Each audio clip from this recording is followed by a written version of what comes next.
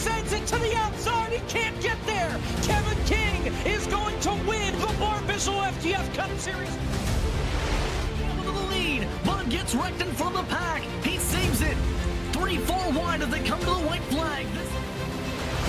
Here comes Vargas down on the apron. They are 5 wide. Ian Plash will win it at the line. Is this package? Oh, there goes Jordan Lopez Jr. That's your race leader. Caution flag is out. Still no one willing to give up as they're going to be dead even off of the first chicane. Oh, he saves it. What's going to happen here? Here comes McCandless. Get your front gear. He's got it. He's got it. McCandless is in.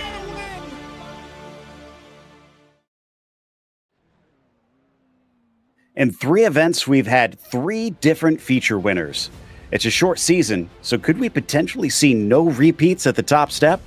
We'll find out tonight as we get ready to watch round 4 of the iRacing Short Course Regional Series, and you'll see it all live here on FTF.gg.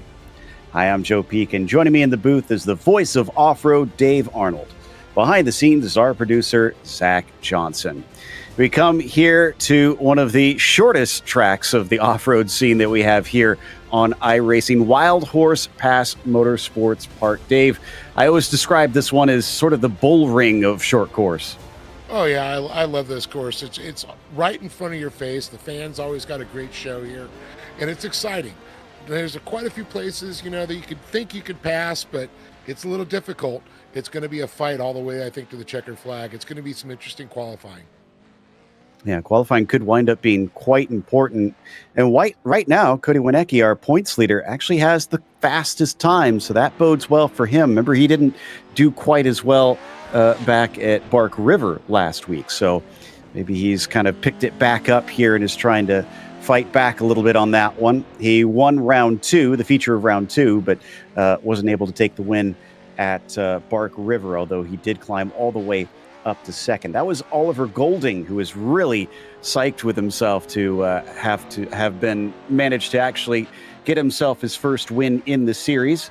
Let's see if he can follow it up here today, as I believe, actually, no, it doesn't look like he's qualified all that well. I know he was a bit concerned about his connection before, but looks like there might be a bit more concern than that around here. The big thing, though, of course, Dave, is the championship, because these drivers all trying to fight for the National Series, which is going to be following this, I believe, come the start of 2024. So less than a month's time, we're going to be hopping over to there. Cody, honestly, putting himself in a very good spot. Oh, yeah, definitely, Cody. I mean, he did work his way up to second. 3 different winners in this series has really changed it up. So these points really helped Oliver Golding getting his first win. It's pumped him up to 3rd place there. But Cross Kirchmeier, he has everything to lose in this race right now. He's going to have to be on point, and not being the fastest qualifier could make a little bit of a difference right now. But Paul Mikulajic, I'll tell you, he was on the move, and he had a good run, of course, at Bark River. I'd like to see what he's going to do here. And then Cole Fisher, who's sitting 58 points out, sitting 5th right now. The interesting thing about Kirchmeier is he hasn't won a feature yet of these first 3 races, yet he's in second. Also, we're getting word that according to the points, Wienecke can clinch tonight by finishing second or better in the main. And that's because of the drop weeks that they have in this series. So he could automatically be our champion if he has a pretty good night tonight. We'll see if he can make that happen or not. But certainly going to be some drivers that are eager, as you said, to try and get some good results with it being late in this very short season. This is Cole Fisher on screen right now, kind of showing us around the circuit, and really shows you how short the lap is. It's 35 seconds for the quick drivers. Oh, yeah, this is definitely, like you said, it's the bull ring of short course here. And this is a tight course. It's really quick in some sections, but you got to be on point. You got to establish your position to get through there. That turn 3, where you can see him exiting right now, it's got those stutter bumps. And I've seen quite a few passes coming out going to turn 4 where they kick some up to the stripe here. Now, you brought up something real interesting, I thought. Wienecke and Kirchmeier, the battle between the two of them, dropping around. Kirchmeier still looking elusive. Win is, it's a late It's escaped him every time. But he's had a great run, and he's been consistent. So I wonder if this could change around. Can Winicki, if he stays top qualifier, can he stay in that position? Because there is that evil inversion. Yeah, I mean, I look at the points scored in each round by Kirchmeier. He had 43, 48, and 48. So, yeah, he's been very consistent, and that could come to his advantage, especially if Cody does wind up having a bad race here. But then, even then, with the drop rounds, he can still come back in round 5 and try and clinch there relatively easily, unless something goes horrendously wrong. We have got the cars gridded up, though, and we're heading off to the first of our heats. Oliver Golding will start on the pole position with Cross Kirchmeier in second. Cody Winicki will be in third and Aiden Irvin fourth. Then it's Wes Graham, P5, flanked by Dennis Crosby to his outside. Brent Smith starts seventh, and Trey Blank will round out your 8 drivers in this first heat. Much shorter than what we saw at Bark River, so it is 6 laps for these heats, and it is the top 3 that will go to the feature. However, they have also inverted the top 3 positions in this heat. They'll invert a couple of them. We'll go over that when we get to the other races. So drivers who qualified well will have to make some passes here, Dave. Yeah, definitely. And I think that's a big point right there. And the amazing thing is the draw is put Kirchmeier and Winicki in the same heat race here. It's going to be real interesting. And of course, Oliver Golding, who won last week, this could be a good position for him if he can hold on to it. This is the type of track, if you get out front, you hog those lines, you're quick, you hit all your marks, you're going to take a win. Yeah, I feel kind of bad for those that are from fourth on down, essentially, because like you said, Golding, Kirchmeier, Winicki, if you're everybody else, you're like, oh, great. We've got the points leader, second place in points, and last week's winner, and I have to beat one of them just to automatically go through to the feature. So, yeah, it's going to be rough going. Well, yeah, if you're going to get them out of the way. But I'll tell you, the other heat races, these guys are going to be happy that these 3 aren't in them. That's all right. for sure. So we wait for the pace truck to take off. That's Golding taking off a little bit early there from the top spot. And we know that Oliver has done a good job when he has that track position. We saw that at Bark River as well. The regrid gave him that opportunity to take that win. So is he taking the lessons from that, Dave, and able to apply them here? Undoubtedly. When I've seen Oliver, if he's got, a truck that's running good, if he gets out front, he knows how to, I'm not going to say so much block the lines, but they're his lines. You got to get around him. And he's going to be smart about it. He's a smart young driver. He studies this stuff. It's up to the attacking driver to find their way around who is in front of them safely. So, yeah, if he races his racing line, then he probably is going to have a little bit easier time than others out in that clean air. But first, we need to get to the green flag of these 6 laps as we come around the last corner, the long left-hander with the banking up to the tabletop at the start, waiting patiently. And there it is. Green flag is out. Oliver gets a pretty good jump over Kirchmeier, leading down into turn 1. Yeah, the good line is he takes it up to the wall here, leads it out. They're going to get out there stretched out, nose to tail right now. Little dice there going back for 5th place, a little bit of battle. Inside line, though, getting tight, but it's Golding into turn 3. As they come back around on the only right-hander of this circuit, then they go over the whoops, and it's difficult through there. Irvin having a little trouble in the background, but top 3 starting to pull away. In fact, 3 wide back there that we can see them fighting for it, I think is about 4th or 5th position. Yeah, I can see a battle there between Irvin and Brent Smith right now, the 259 and the 45. There, unfortunately, that's a spot 1 step off the qualifying position. It's Winicki who's holding on to it. Smith trying to make some moves up there again. Gets by Irvin. But there's a good little gap there, as you can see, Joe, between 3rd and 4th. The top 3 have really started to walk away. I mean, that's all they need at this stage. They don't have to fight one another as much. They might want better track position in the feature, but then that, too, is also getting regrid. So it's not exactly worth it. Maybe the driver who isn't as worried about points but wants a win could drop back a little bit. In fact, saw a bit of a fight for second off to the side of the screen there. Kirchmeier under attack from Winicki already. Yeah, when Nicky keeps on looking to the inside there, looking for a little daylight there, it looks like Kirchmeier keeps on leaving it open. Now, this is a tricky turn here. You got to play it all the way up against the wall there. You can see like Golding did. I think that's one of the reasons he's stretching out. Whoa, that was a fun ride with Nicky almost landing on Kirchmeier. He's got to be careful that he doesn't do that because that could cause disaster for both of them. Now, this is important because these two are points rivals, and Winicki, obviously, he doesn't have to pass him. It's not mission critical right now, but he wants to try and get that psychological edge as he leans into him a little bit. Yeah, you can see he's trying to force that play around right now. It might be the point where, you know what, you might just want to sit there, qualify, and worry about the main event. Exactly. You got a lot of lap. That's a good point. Irvin, in the meantime, has been in quite a bit of a fight of his own here, tussling with Brent Smith back and forth, and Brent up against the berm, gets it back running, but they're going to continue side by side here with the penultimate lap. Yeah, it looks like a little speed got scrubbed off, but I'll tell you, Irvin with a good line. Oh, they get sideways. Swapping back out, Alligator. Tail there. Looks like he's going to be able to recover there, hold on to the position. Graham was able to get by Irvin at that point.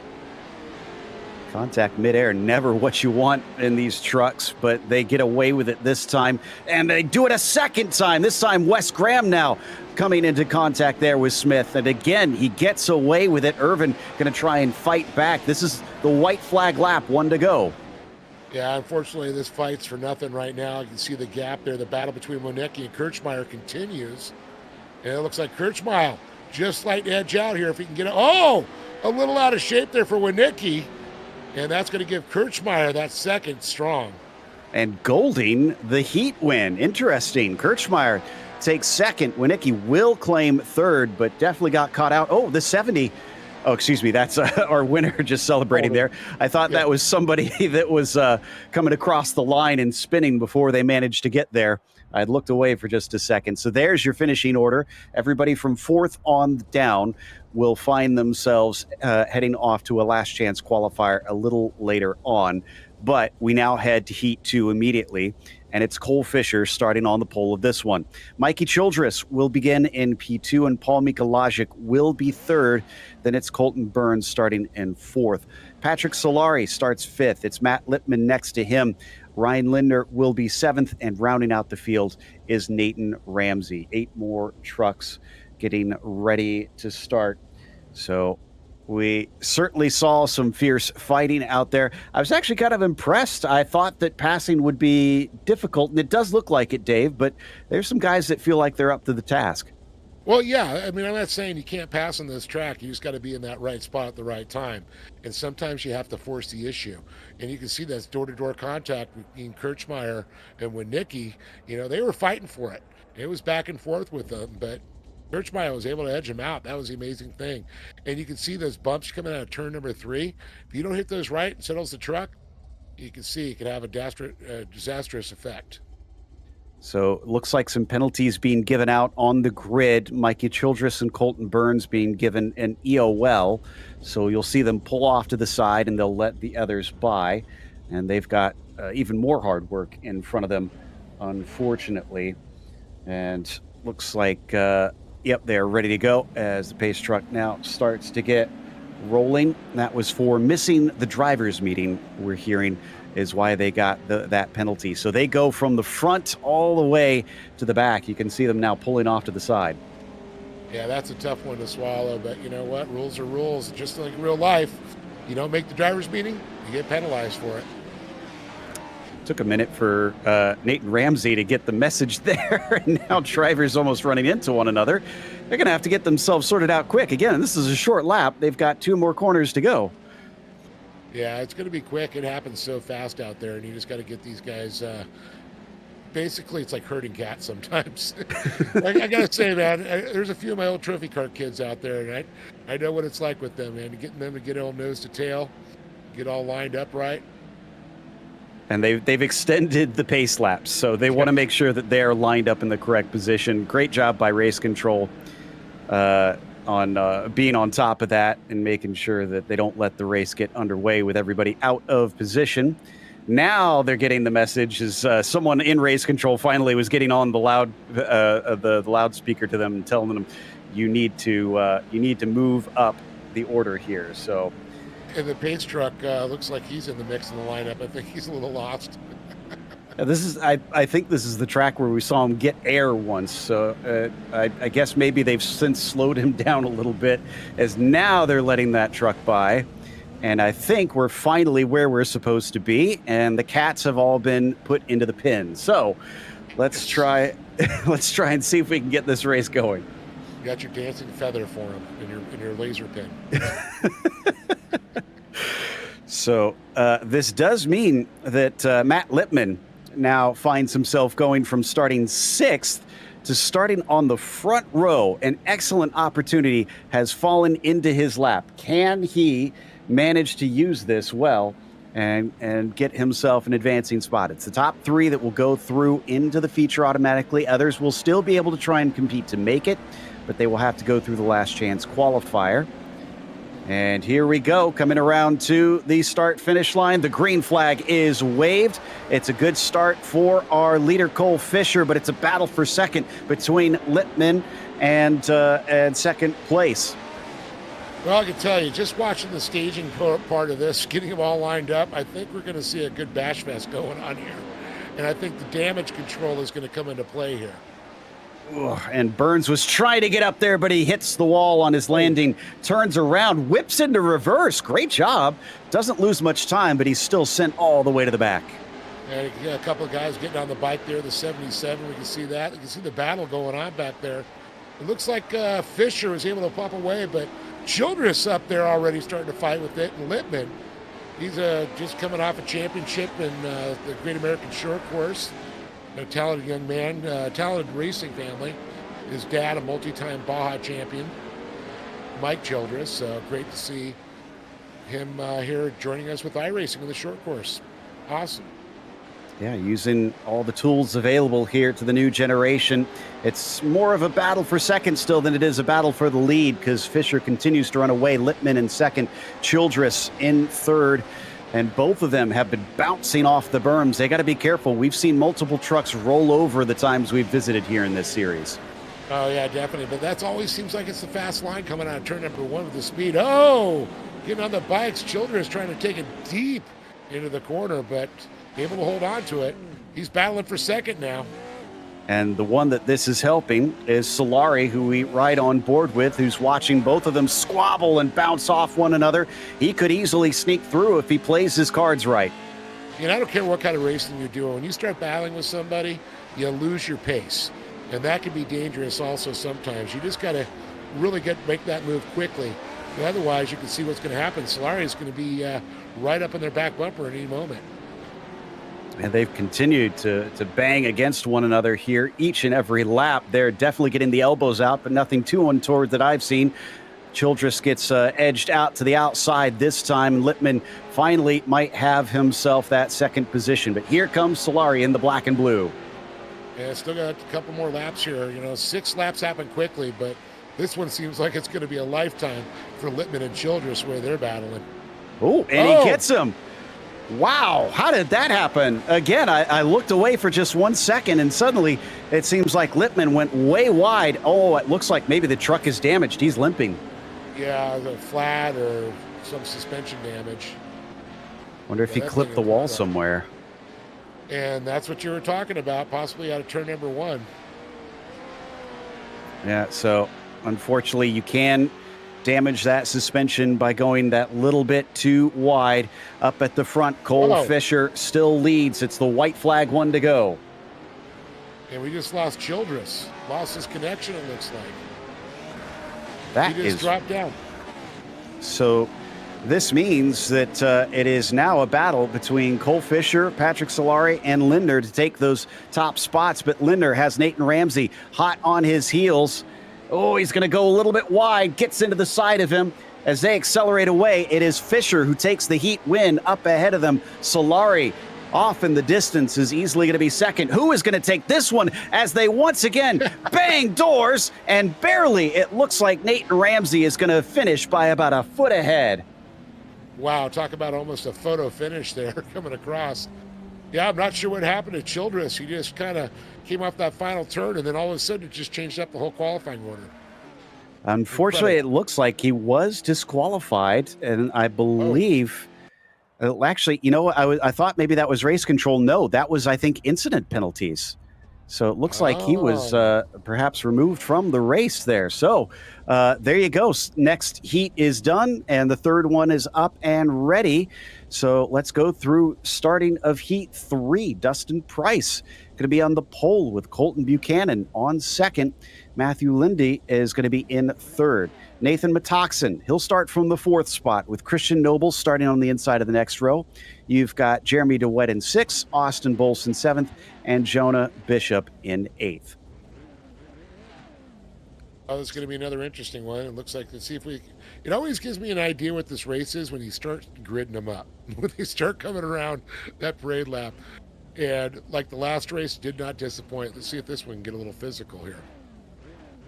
I'm double checking on that DQ here to make sure that I'm seeing correctly. And maybe I see the DQ next to Nicholas Dashley, but I don't see it next to Mike's name now. So maybe I may have been reporting wrong, but I've been keeping an eye to see if we'll get a connection lost signal here in the sim to Childress, but not seeing anything yet. Very strange situation all around. Let's hope that we get maybe a bit more of a normal but exciting race for this third one.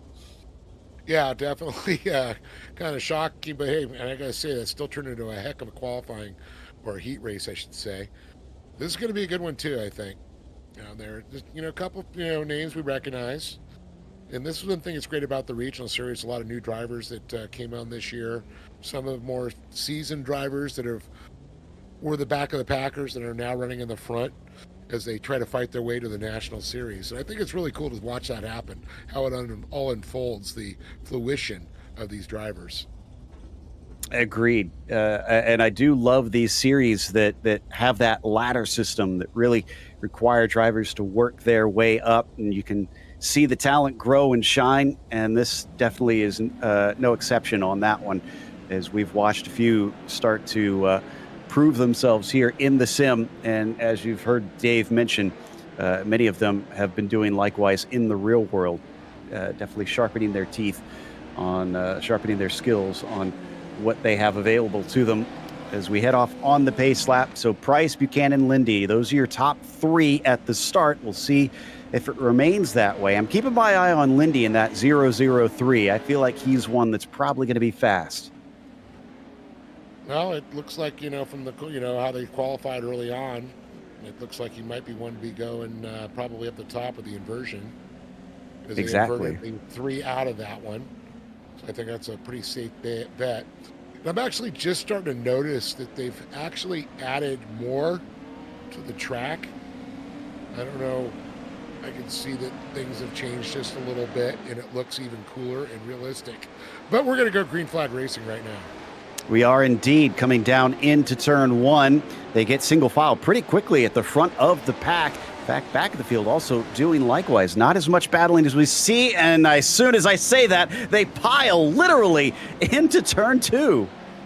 Now you got to wonder what damage is going to be coming out of that one. I know someone came and hit the wall pretty hard in turn number 1 in the back of the pack. And I can already see fenders starting to drop off, which I love the realism of that.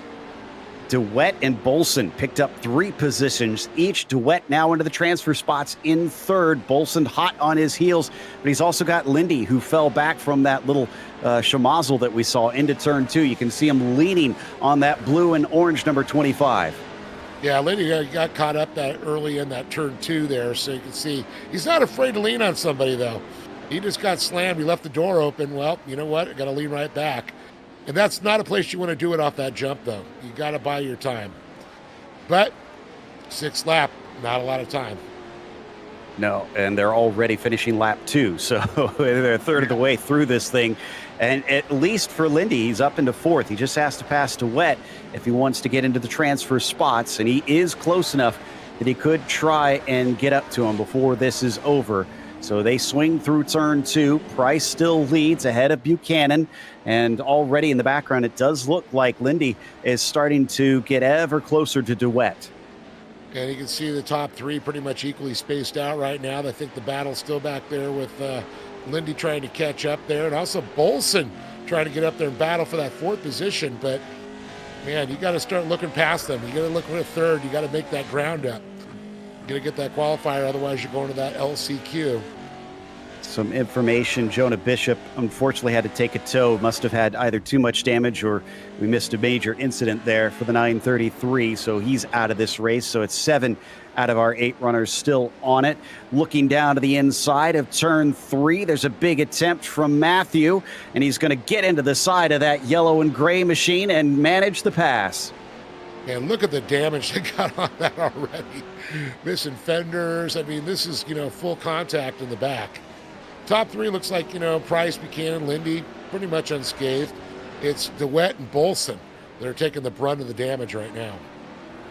And that basically was from the word go on lap 1 when everybody was sliding into one another. As we look a little farther back, the battle for what is 5th position, Bolson, Noble, Metoxen, all close together and still making little bits of contact, little bits and pieces flying off. There was a awkward landing for Metoxen. He's now vulnerable. Yeah, I think they're just shedding a little weight to get some more speed, it looks like, going up there. White flag, here we go. I've heard it described as adding lightness to the cars. There you go. Ooh, Dustin Price actually was under threat from Buchanan as well briefly. Colton seeing if maybe he could take a heat win here, but I'm not sure if he's quite close enough. He's certainly making Dustin sit up and take notice as they come around the last corner. Use that banking to launch off of the left-hander. There is the heat win for Dustin Price as Colton Buchanan will advance from 2nd. And Lindy did make it to 3rd, but he made it an adventure for himself. Yeah, definitely. I think it's really interesting watching the lines of these guys, and in some of the national series or even real life, they'll push it all the way that final turn, all the way up into that light colored dirt right there. You can see the shot. Kind of interesting to see the different lines that some of these drivers are taking. Yeah, everybody's trying to maybe see if they can find something creative and get an advantage. So there's the results. 4th on down, once again, are going to the last chance qualifier, which will be soon. First, we have one more heat, though, to go through to determine all of those positions. So Joey Herbie is going to be on the pole for this one. Cameron Magashik will be 2nd and Thad Countryman P3. Then it's Jason Bryant in 4th and Brock Smith P5. Nathan Kirchner starts 6th and Nick Queen means it's only 7 for this last and odd numbered race that we've got as we get a good look at the Geico Gecko inflatable here on the circuit. iRacing leaving no detailed unrendered, I guess you could say. Yes, that's great. I mean, it is so realistic. I mean, I'm just kind of blown away when even the design of the way the fence is, it's incredible. That's exactly how it is there. It's right in front of the grandstands because the podium would sit there when they'd bring it up on it's like a flatbed trailer. Yeah, and that's not the only track where they go to, the ultra specifics to get the fencing right. I think to Texas Motor Speedway, where they actually added the caution lights that are on the fencing that was introduced when they re-released the newer version of the track here on the sim. So yeah, they make sure that they try to get it as close to the real thing as they can. And I think we should be getting going here in just a moment as we take off behind the pace truck. So hopefully we will get another good race here. But last time, people got a little bit eager down into turn 2. Will we see them pile in like that again? Well, I'm going to say yes. Because as we go, these were not the fastest of the qualifiers. So these guys now are going to be really fighting to get up in that top 3 position. And that's when some of these drivers are still a little bit more newbie than some of the more seasoned drivers that were a little bit quicker. So I think those tend to get a little bit more physical. Yeah, no doubt. I mean, it kind of always makes me think of, you look at the world of open wheel racing, you watch Formula One. Yes, it gets a little rough sometimes, but if you watch an F2 race, holy cow. Those are hungry young drivers. So same deal here. And here we go with Joey Herbie on the pole. waiting for the green flag. There it is, the big checkup there just before they went, bunches them all up. They come down into turn one. Countryman down to the inside, just gets into the side of Magashik, but they're going to be able to get out the other side. And all of them bouncing off that wall. I mean, it's been the fast line for sure, but now you got to worry about damage. Oh, going down to the inside there, looking to bang up a little bit. Everybody gets unscathed. I think I actually saw one fender, or maybe two now, starting to fly. Nick Queen was using a great job of everybody kind of getting backed up there. He managed to take a couple positions, lost him back. Now he's fighting once again on the outside of Bryant, and Queen eventually winds up settling into 2 positions gained from all that back and forth. He still has a couple to pass. Right now your top 3 advancing are Herbie, Countryman, Magashik. And I'm amazed how tight these little groups are there. You got the top 3 that are grouped together pretty good, and then you got Brock Smith, Queen, and Bryant all battling. Kirchmeier in the back. That's a guy I thought would be a little bit more towards the front there. McGurshik, not too surprised. Brock Smith, we've seen him qualify pretty good before. Let's see if he can get from 4th up there, but he's got some distance as we watch McGurshik and Countryman battle for 2nd. Managed to get side by side with him briefly, but looks like Thad's able to hold him off at least for the time being. Down into turn 2, he slides it to the inside as soon as he can. He's not leaving that door open for Cameron. They got to be careful. Again, we've seen the second and third drivers battling and that going sour and allowing someone outside of the cut to sneak in. And that's what I'm wondering, if Smith's going to be, be able to get up there with these 2 battling so much. They kind of gap them just a little bit through here. Let's see if turn 2 will play another factor in this point. Absolutely. The one sitting and waiting to take it over, Brock Smith in the 46, is a bit of a ways back. 1, 2, 3, almost nose to tail down through turn 2. So it is still very much on, not just for second, but for the lead as well. A little bit of a front to rear bumper between Cameron and Thad. Yeah, it looks like a little brake check action there to me. All right, meet my rear end. Yeah, just keeping him on his toes, I suppose you could say. So we've got 2 laps to go now. It is still time for something to happen, and Brock Smith has definitely got to get on the horse now and try and close in on them if he wants to capitalize on these 3 squabbling as we ride on board with Magashik up and over the jump down to the hairpin of 3. Cameron with a good deep dive in there. The Countryman able to get on the throttle just in time. Herbie's really playing it smart. He's just, he knows they're back there. He's keeping up his speed, but he's not taking chances. If he just stays smooth and keeps that truck pointed in the right direction, he's going to take the win on this one. Racing the track in front of him instead of watching those mirrors. And as they come up into turn 2, does look like there was a little bit of a hiccup for Cameron through turn 1, so he's dropped back slightly. Will this give an opportunity to Thad, or is he going to settle into that second place? A big send down into turn 3 from Cameron Magashik will not produce the position as they come down to the line. Once again, he gets to the rear bumper, but nothing doing. Herbie's going to win the last and final of our heat races. Countryman and Magashik will advance. Yeah, what a great finish. I got to say, I've been a little pleasantly surprised not to see these guys batching up in turn 2. Very smart, and maybe the little bit slower drivers have been a little bit more patient too. Yeah, that definitely felt like a lot cleaner than what we saw from some of the others. Yes. And that takes us to the first of our last chance qualifiers. We'll have, I believe, 3 of them for this one, and it'll be Brock Smith who starts on the pole. Brent Smith is going to be starting in second. Once again, we got the Smiths next to each other.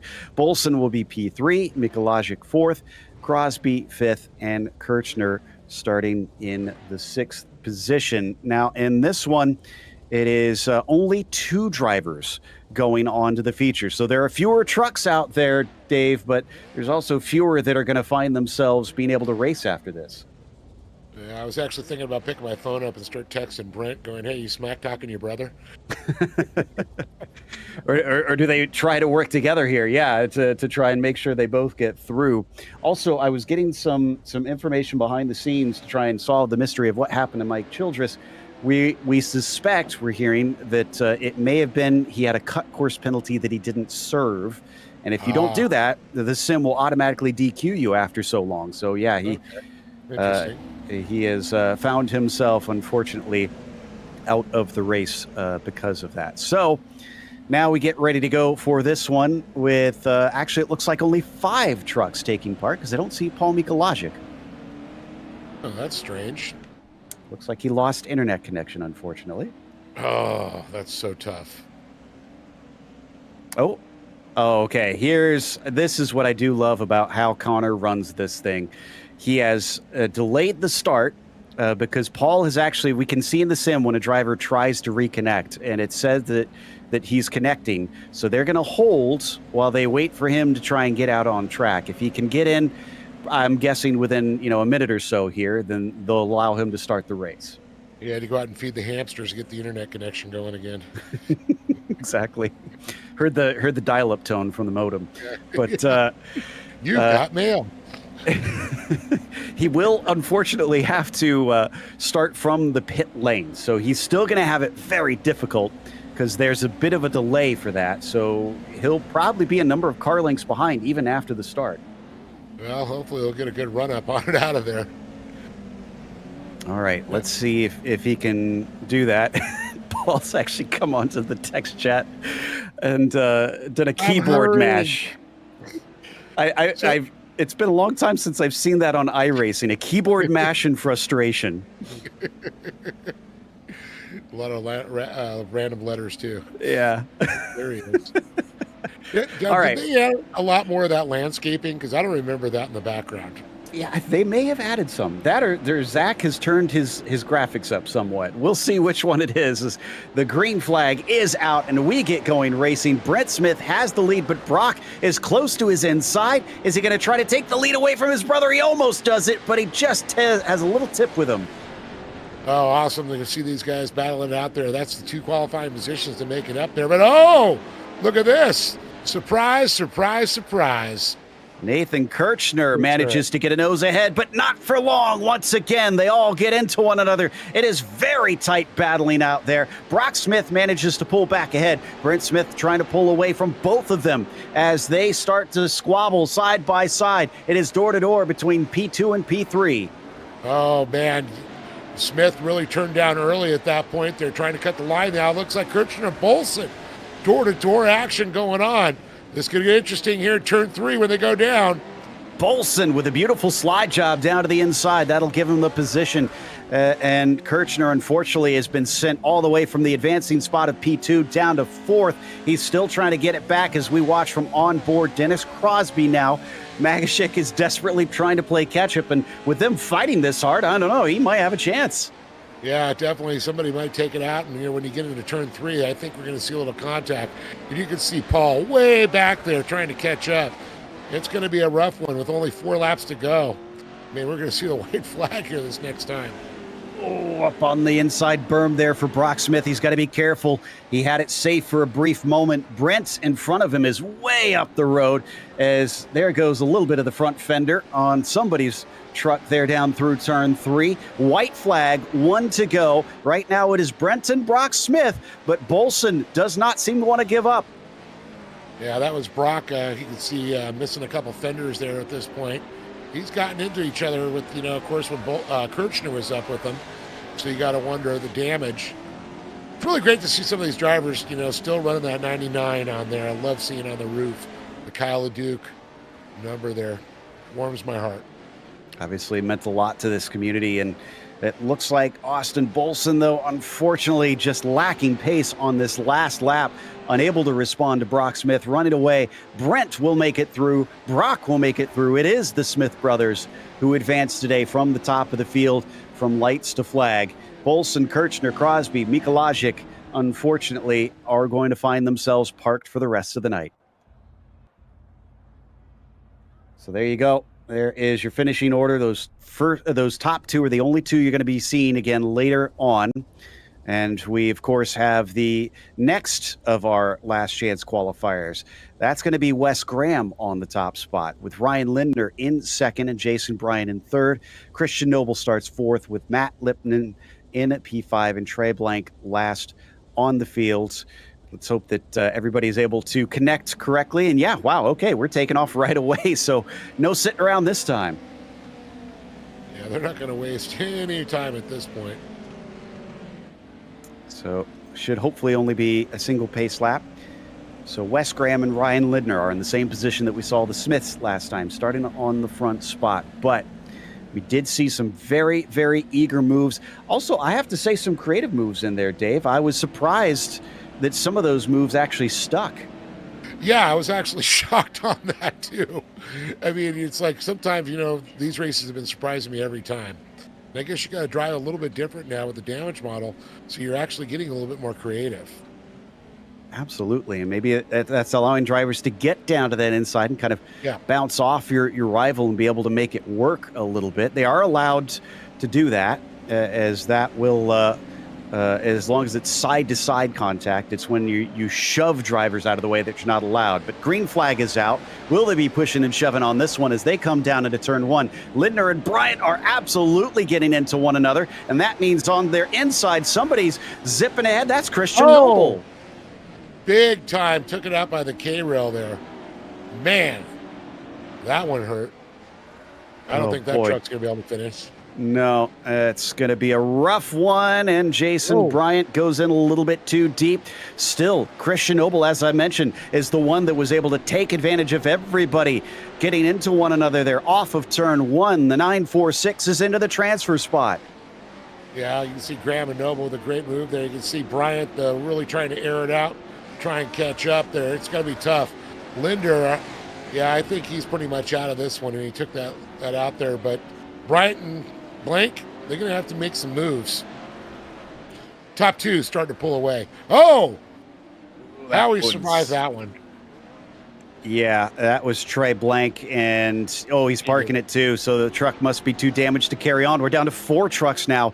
Linder, unfortunately, with some internet connection issues, causing that contact that sent him into the wall with, I think it was Trey Blank, ironically, as they are both now out of this race, but for different reasons. Wes Graham leads over Christian Noble.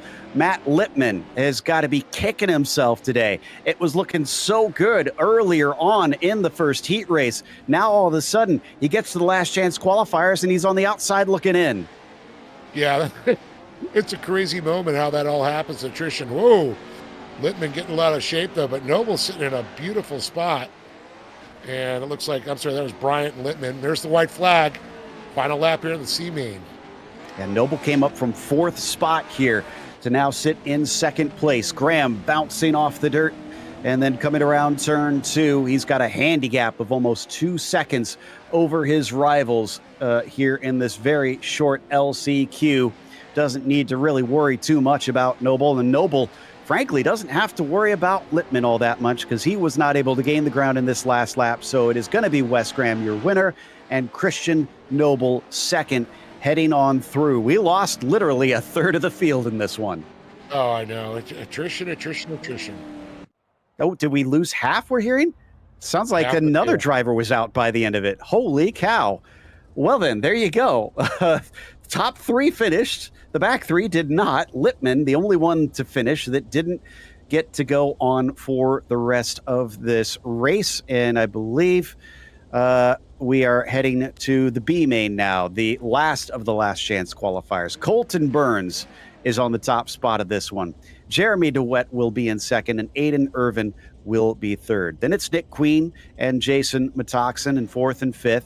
Mike Childress is back. They have allowed him to rejoin the race, and Jonah Bishop will start from 7th. Oh, great to see there. It's going to be interesting. See how this one shakes out here. Going to say Childress ran a really good race there. I'd like to see him work his way up there also again. And to clarify, that was not the live stewards taking out Childress. That was something automatic within iRacing. We don't 100% know what, but we think it was a cut course. So that is why they've allowed him to get back in and try to race from the LCQ on this one. But the damage has been done. He has got a mountain to climb. Can he do it? Considering the speed that he showed earlier on. Colton Burns will have control of the field now as they come out of turn 4. They all stack up as close as they can go. And there's the green flag. It's a good jump for Colton. Somebody gets shoved into the wall before they even get to turn 1.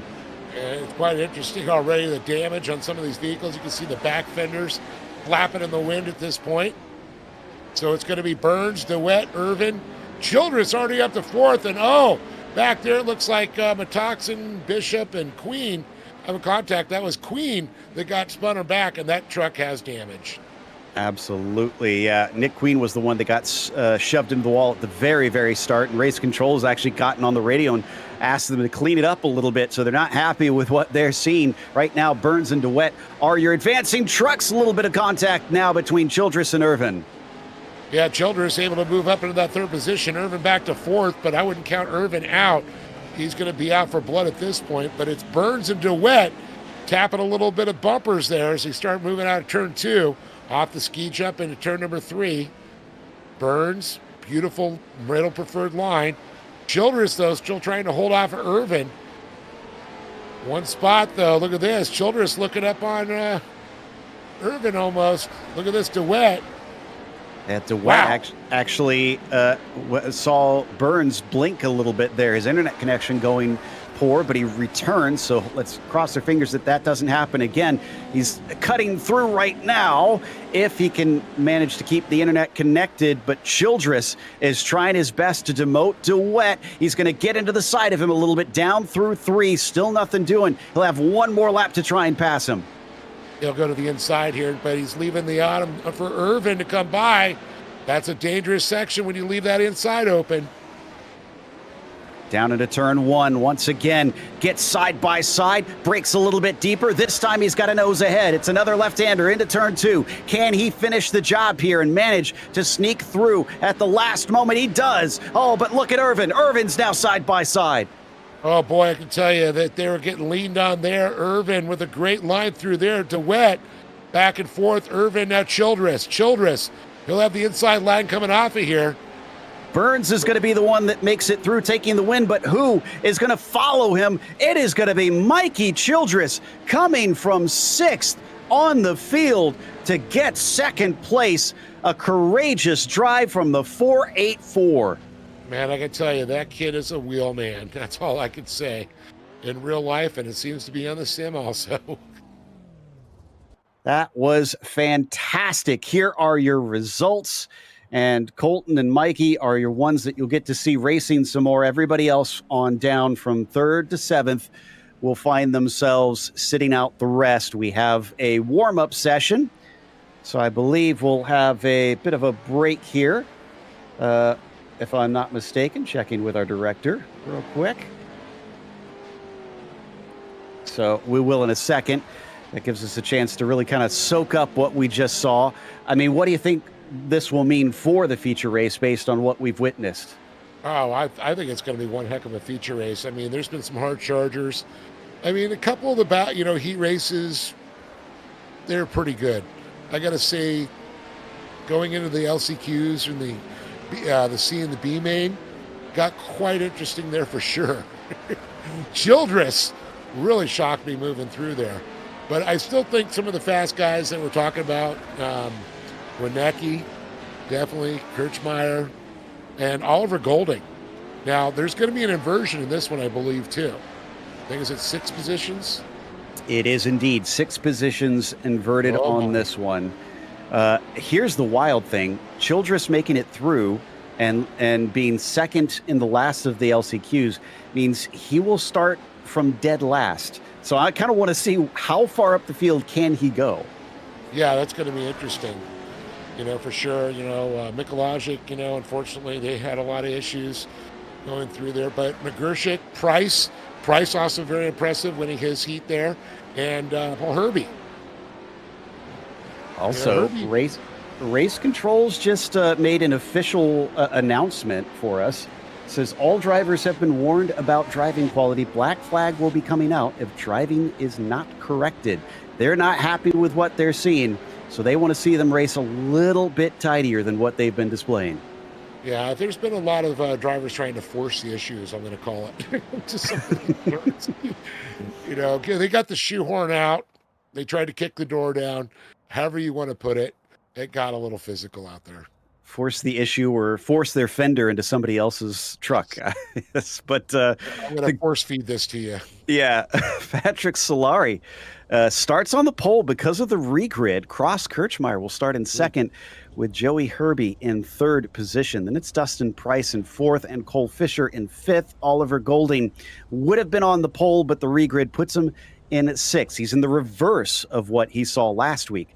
Colton Buchanan will start from seventh. Then it is Thad Countryman to his outside in eighth, and Cody Winecki will start from ninth spot. Nathan Ramsey rounds out your top 10. Matthew Lindy will start from 11th. It'll be Cameron Magashik in 12th and Brent Smith in 13th. Wes Graham starts P14 and Colton Burns 15th. Brock Smith starts in P16. Then it's Christian Noble and Mikey Childress, your last of 18 trucks. And much like you have on short track oval racing, when it's only a mile and a half around here and you've got 18 trucks, it is going to be nonstop.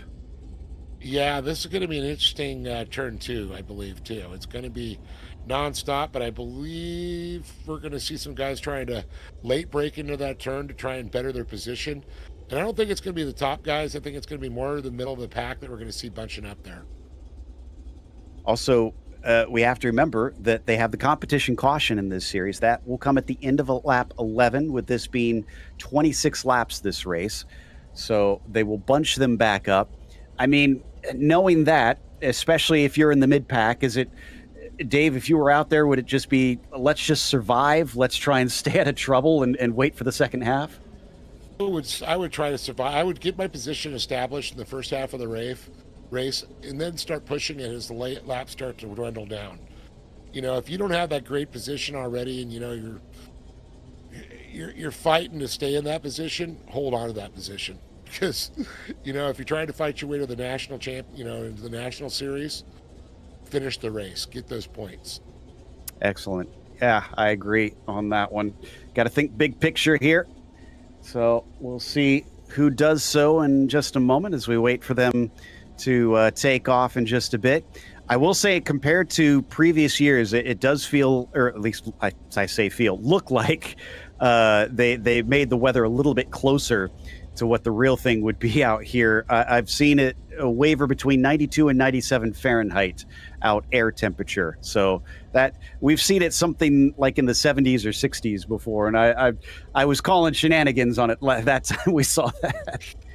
Well, yeah, when you get into, in October, sometimes you can get cooler weather, but it still could be 80, 90 degrees in October sometimes.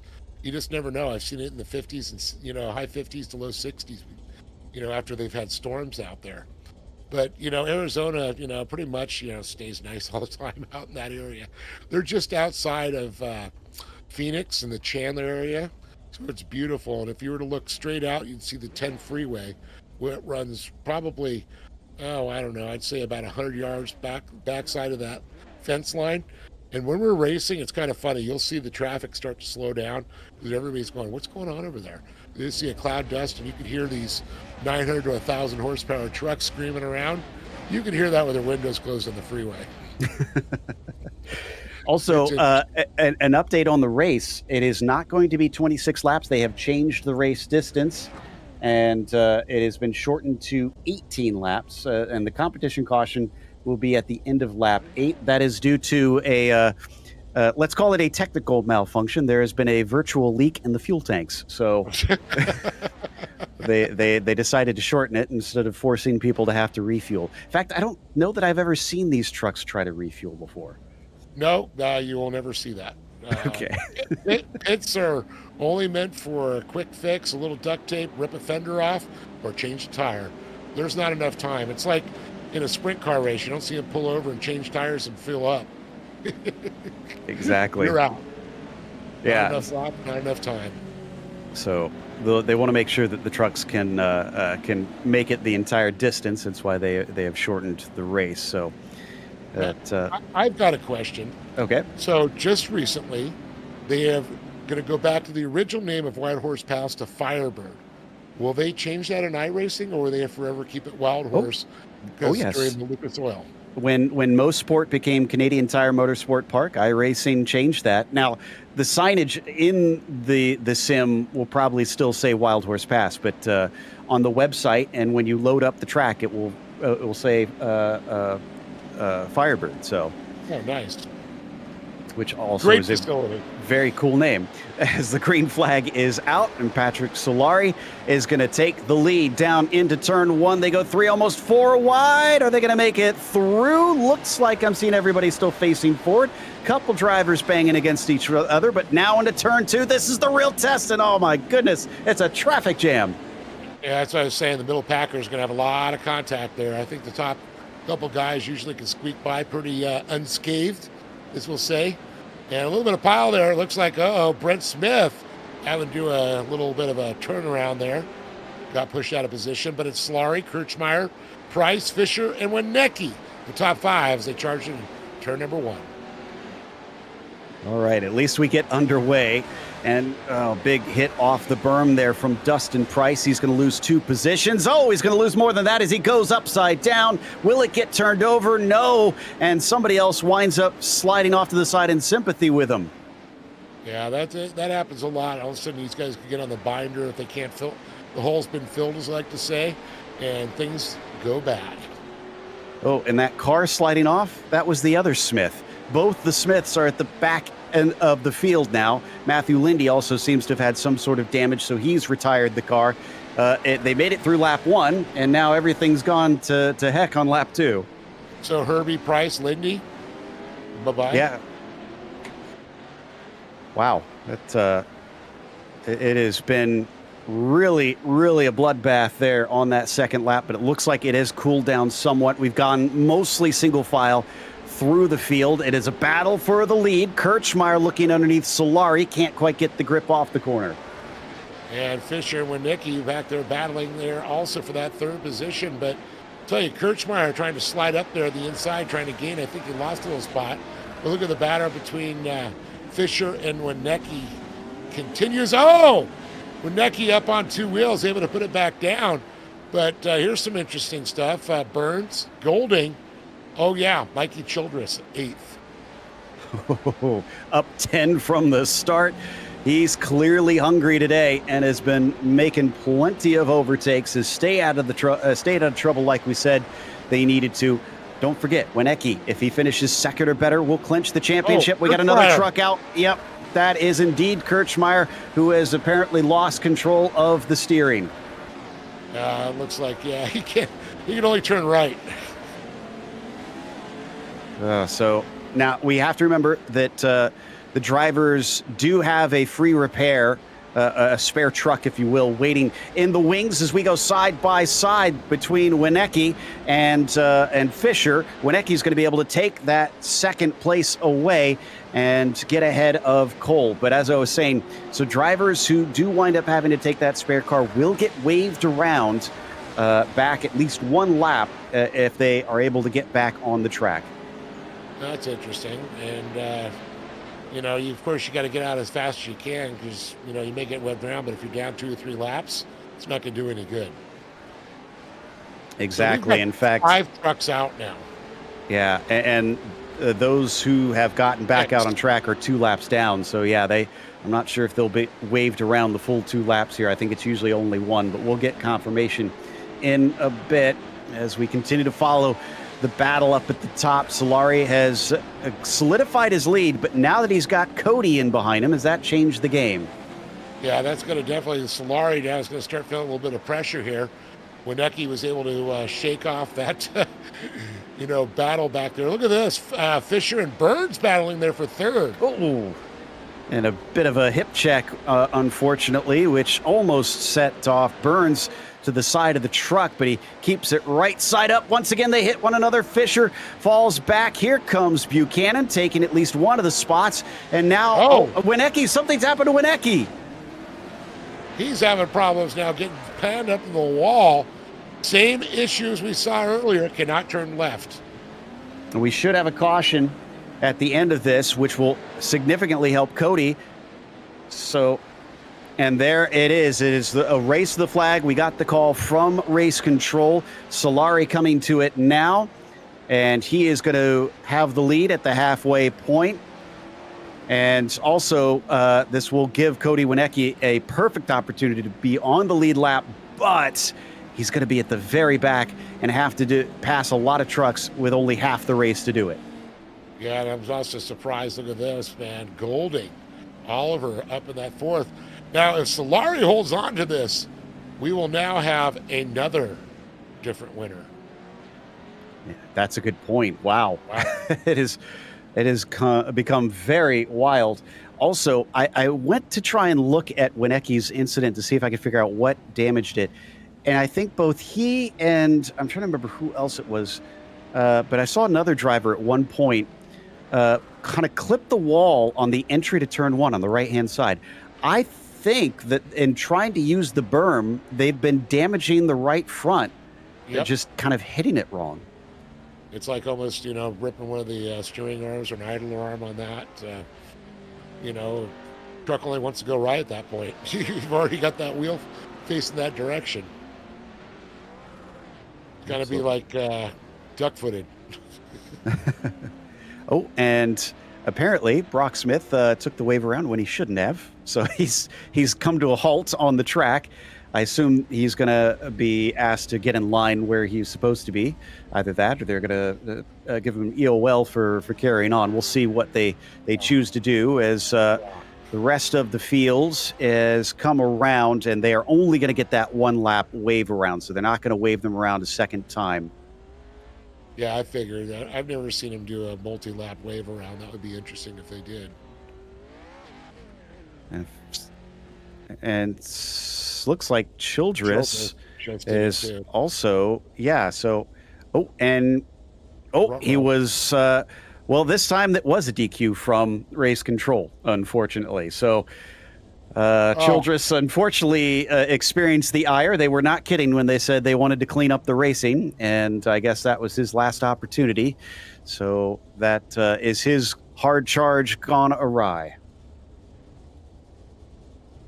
Well, that's going to be interesting to see how this one's going to shake out now with Solari. He's going to have a lot of pressure behind him. He's got some talent back there, too, still. There's some big, some names that could give him a run for his money. So, okay, so I believe they restart this at the start-finish line. So, yeah, Brock Smith is being told to hold to the side of the track. He will be released once they go by him. So he's also going to have to be given sort of an unofficial EOL here, as they get ready to go out of the final turn all the way up around the outside. Green flag is out once again for Patrick Solari, retaking the lead of this race. Burns in behind him, gets a little bit of a touch from Cole Fisher, but they manage to get around that first corner. Here comes the car behind them from fourth. Oliver Golding charging forward. Yeah, I'm just amazed. Look at Solari, already starting to stretch it up there. Oh, problems. Looks like, was it, trying to see who that was, the countryman. Looks like Thad getting the slide back down. But Golding up to second now. Solari and Burns back there fighting. Got some fender flares starting to fly off those machines there. Looks like Fisher's. A lot of damage already to some of these vehicles. You got to wonder. And hold on to it. 8 to go. And Burns actually had another big internet disconnect there. He was able to return, but boy, was it must have been scary seeing him reappear after multiple seconds. Oliver Golding trying to become the first two-time winner of this season, is hot on the heels of the 992. Solari is going to try to make it 4 for 4, but he's got his work cut out for him. I'll tell you, Burns is right on his rear bumper right now. Good little gap back to Fisher. Look at Winecki starting to move his way back up to fifth place. Looks like Buchanan, and then you got Brent Smith, Graham, and Brock Smith. Pretty much the only 9 on the lead lap right now. Yeah, and those trucks that were all lapped have helped out Brock significantly, because remember, he got sent to the back on that restart, so he didn't lose as many as maybe he could have. As battle for the lead once again, Golding versus Solari. He gets checked up, does Oliver. Colton now rocks up behind him, but isn't close enough to take advantage. 1, 2, 3, nose to tail still with 6 to go. Yeah, Solari with a little mistake there. I thought Golding was going to be able to capitalize on it, but he collected himself very quick coming out of turn number 3 there. Burns, a nice little slide job, a little contact with Golding. Golding able to straighten it back up off the ski jump. Solari into turn number 3. Look at this. Golding, Burns. Man, we got a battle. Last time out, we saw Oliver have to play defense. Now he's going to have to do the opposite as he just gives a little hello to Patrick, but doesn't completely turn him around. 5 laps to go now. Can Oliver get the bit between his teeth? Can he make an overtake at a track that is notorious for being tough to pass at? Well, I'll tell you, he's got the bit in his mouth and he's got the spurs out because he looks to the inside of Solari. Solari with a great line. Here we go. Off the ski jump, almost side by side. Outside in. Here we go. No, Solari keeps it tight. He went defensive, though. He clearly feels under threat and is having to change his racing line. Will that help Oliver? Can he get him to maybe go offline and outgun him off a corner? I don't know. You got 4 laps or 5 laps to go at this point right now, so it's going to be a lot of time still. But Solari has a lot of speed coming out of turn 1 into turn 2 and a beautiful middle preferred line. And Oliver coming around. He needs to set it up there for another slide job. He had a nice little setup there, but I don't think. But he's got to worry about Burns now. Burns on his back bumper. Solari wasn't around for Bark River, but he was here for the first and second races. Really didn't have much to write home about. This is going to be a real coup if he can pull this one off as he comes down into turn 1. Last time we saw him get a good run off this corner. And once again, he just seems to be so strong exiting there. Well, he could be the swan song for sure as he holds on to it. You know, he's probably happy he wasn't at Bark River because that was a crazy one for sure. But look at this. Golding look at the inside, but Burns right on his tail. And look at the contact between Fisher and Wienecke. The battle for 4th. But this battle's going. Burns looks low.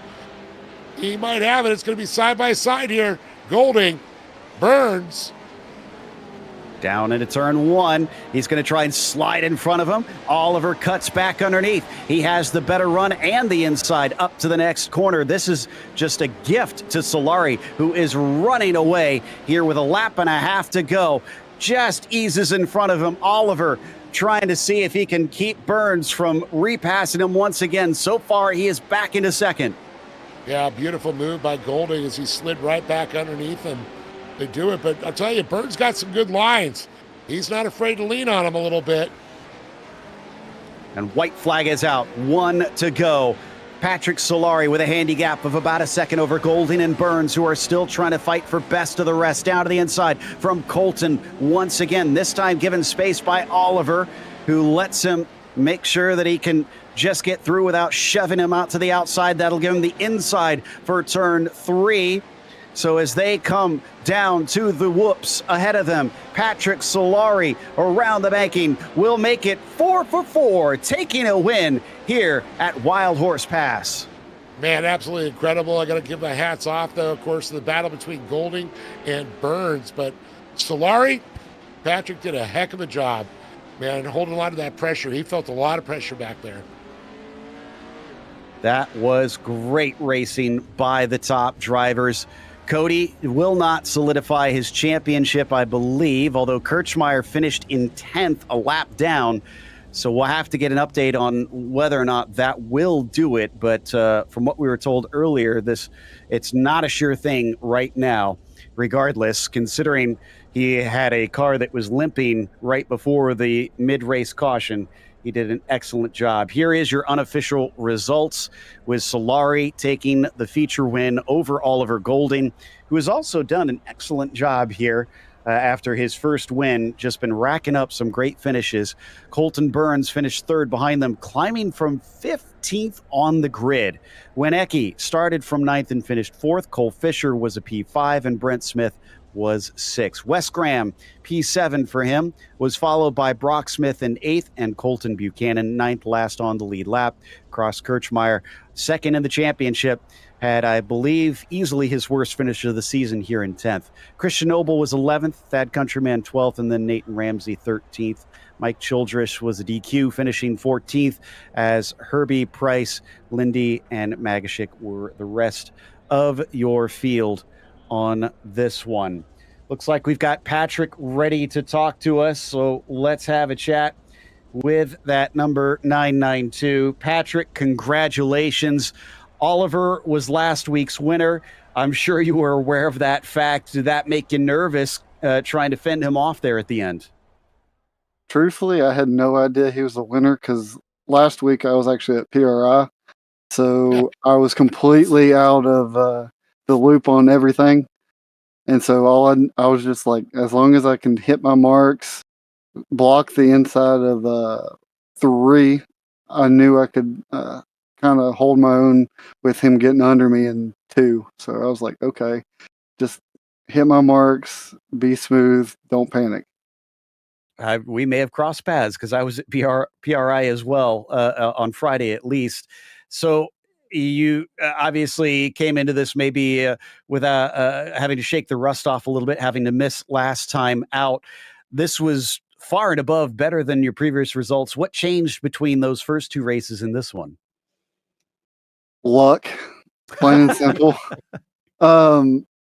With in the heat, the one guy I guess caught the berm there and got right front damage. Then one guy blipped out, I guess due to packet loss, and then that invert put me in the pole. I mean, it was like whatever I did, almost obviously I could have, but I almost couldn't screw it up. You know. Well, I mean, you still had to execute, and I'd say you did an incredible job considering Oliver was threatening you for a good chunk of that race. How do you feel about having this one behind us now, though? I have a feeling this is kind of a love it or hate it track. Yeah, like you said, it's either love or hate it, and depends on the night for me here.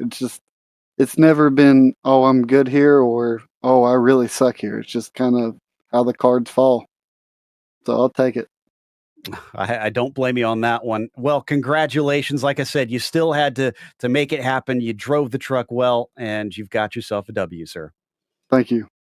Patrick Solari taking the victory here today. He was followed home by Golding, and I believe Dave has caught up with him. Well, Oliver, a big win last weekend at Park River, second place today.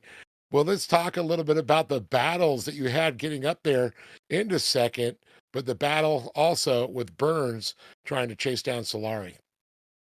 Yeah, it was good. First half of the race was just, I mean, I don't want to sound rude on here, was just flat out stupid. I mean, just getting ran into every which way. Started 6th, went back to 13th, and luckily, some people made mistakes. I think with the damage model of the truck right now, that was messing up a lot of people. I think that's probably why you saw guys like Cross and Cody fall to the back. I think they just hit the wall and got messed up. But no, second half of the race was awesome. Made a quick move on Fisher.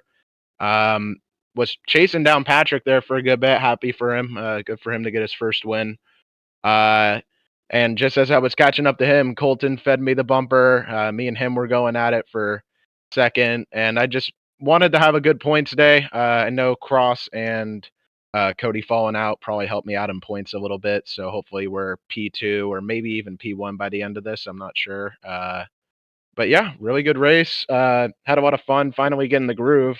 Feels good to go 6 and 6, and then finally like first and second for once. Well, I mean, it's one of the things you mentioned about the damage model there. Turn number 1. I mean, everybody used to use that wall coming off of there, kind of bank it off. Now doesn't seem like it's too smart of a move. Yeah, now every time you hit that jump going to the front stretch, you have to make sure that you're not too far off to the right. And it's hard to do when you're 2 trucks wide and you got to give the guy on the inside room to make it down the hill. So it's tough with the damage model, but the racing seemed good, at least from my perspective. I'm not sure how great it was on back, but no, really happy to be up here and bring home podium finish 2 in a row. Would have liked 2 wins, but it is what it is. Well, heck of a job, young man. I got to say, I was very impressed. Looks like your driving is definitely improved. And I know you probably got some people to thank for that. Yeah, I want to thank the Sage family, Sage Sim Rigs, for letting me borrow their sim this season. I want to thank Victory Heating and Air Conditioning, the Bishop family, all the sponsors that sponsor all my drivers and me in real life, Slick Products, Valor Off Road, Wheelwood Brakes, Bikeman Performance, Seal Savers, HCR Performance, GG Lighting, SDHQ, La Bufadora, PRP, Sparko, Sandcraft just came on board, so welcome Sandcraft to the team. And anybody else that helps me with sim time. And thank you for everybody showing up. Thank you, Dave, and everybody in here who puts this thing on so we can have a cool broadcast and a live thing. And I'll see you next week at Virtual Crandon. Well, you know, say you had me at La Bufadora, now I want a taco. Right. But, we got Joe standing by with third place with Colton Burns. Not sure if we've got Colton at the ready. Don't see him mic'd up here, so we might actually be wrapping it up just a little bit early. So, right. once again, we want to encourage everybody to join us. Excuse me, as we will be at Crandon, and that'll be the full course next time on December 21st at 9 p.m. Eastern for the finale. And a big thank you to the organizers at iRacing Short Course Series, and a huge thanks to our team tonight, Dave and Zach. Thank you so much for watching tonight's broadcast of iRacing Short Course Regional Series. I'm Joe Peak, and I'll see you on the track.